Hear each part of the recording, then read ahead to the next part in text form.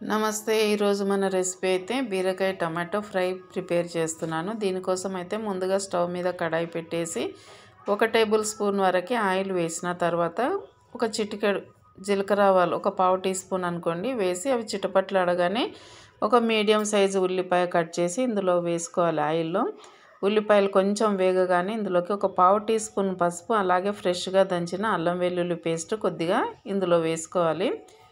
ఒక 2-3 ఎల్లుల్లిపాయలు చిన్న అల్లం ముక్క దంపి వేసుకుంటే సరిపోతుంది। టేస్ట్ చాలా బాగుంటుంది। అయితే నేను బీరకాయలు ఇక్కడ పావు కేజీ తీసుకున్నాను। పొట్టు అయితే కంప్లీట్గా తీసి ఇలా ముక్కలు కట్ చేసి ఇందులో వేసుకోవాలి। వేసుకున్న తర్వాత ఒకసారి ఇలా కలుపుకొని ఇంకా మూత అయితే పెట్టుకోకూడదు। ఆల్రెడీ ఇందులోనే వాటర్ కంటెంట్ ఉంటుంది కాబట్టి ఇంకా మనం వాటర్ అనేది యూజ్ చేయటం లేదు, ఫ్రై కదా ఇది।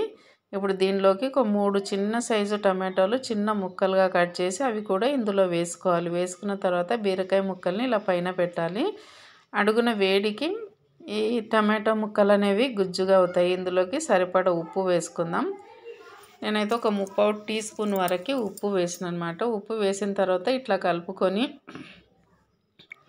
ఇంకా ఇందులోకి అయితే కంప్లీట్గా ఒక కొత్తిమీర కట్టను శుభ్రంగా కడిగేసి కట్ చేసి పెట్టుకోవాలి। కొత్తిమీర అనేది ఎక్కువ వేస్తే టేస్ట్ బాగుంటుంది, ఆరోగ్యానికి కూడా మంచిది కదా। నేనైతే ఎప్పుడైనా సరే బీరకాయలకు ఎక్కువ కొత్తిమీర వేస్తాను। కొత్తిమీర లేనప్పుడు మెంతి కూర వేసుకున్న చాలా బాగుంటుంది టేస్ట్ అయితే। ఇది వేసిన తర్వాత మొత్తాన్ని ఇలా కలిపేసుకొని ఇంకా ఇప్పుడైతే మూత పెట్టేసుకొని ఒక 2-3 నిమిషాలు దీన్ని ఉడికించుకోవాలి। ఆవిరికి ఇందులో వాటర్ అనేది ఊరుతుంది, ఉప్పు అయితే వేసినాం కదా।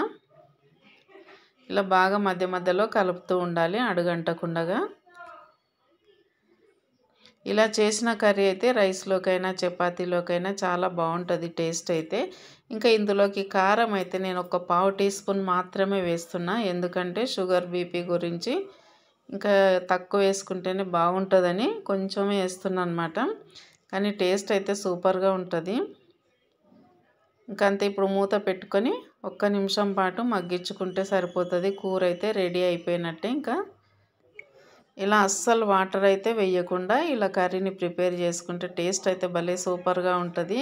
అందులోనూ కొత్తిమీర మెంతి కూర 2 వాడితే ఇంకా బాగుంటుంది కర్రీ అయితే, టేస్ట్ అనేది చాలా బాగుంటుంది। ఇంకా మామూలుగా చపాతీలోకి అయితే ఇట్లా బాగుంటుంది। ఇంకా రైస్లోకి అయితే కొంచెం సాంబారు లేదంటే టమాటో రసం, మామూలుగా ఇప్పుడు చలికాలం కాబట్టి మిరియాల రసం అట్లా చేసుకుంటే ఇంకా సూపర్గా ఉంటుంది। రెండింటి కాంబినేషన్ అయితే ఇక్కడ కర్రీ అయితే ప్రిపేర్ అయిపోయింది। మేము పేషెంట్ లాగా కాబట్టి తక్కువ వేస్తున్న కారం అయితే, కొంచెం మామూలుగా వేసుకునే వాళ్ళు కొంచెం ఎక్కువ వేసుకుంటే ఇంకా బాగుంటుంది। సింపుల్గా చేసినా కానీ కర్రీ అయితే సూపర్ టేస్ట్ అయితే ఉంది। ఓకేనా, థ్యాంక్ యూ।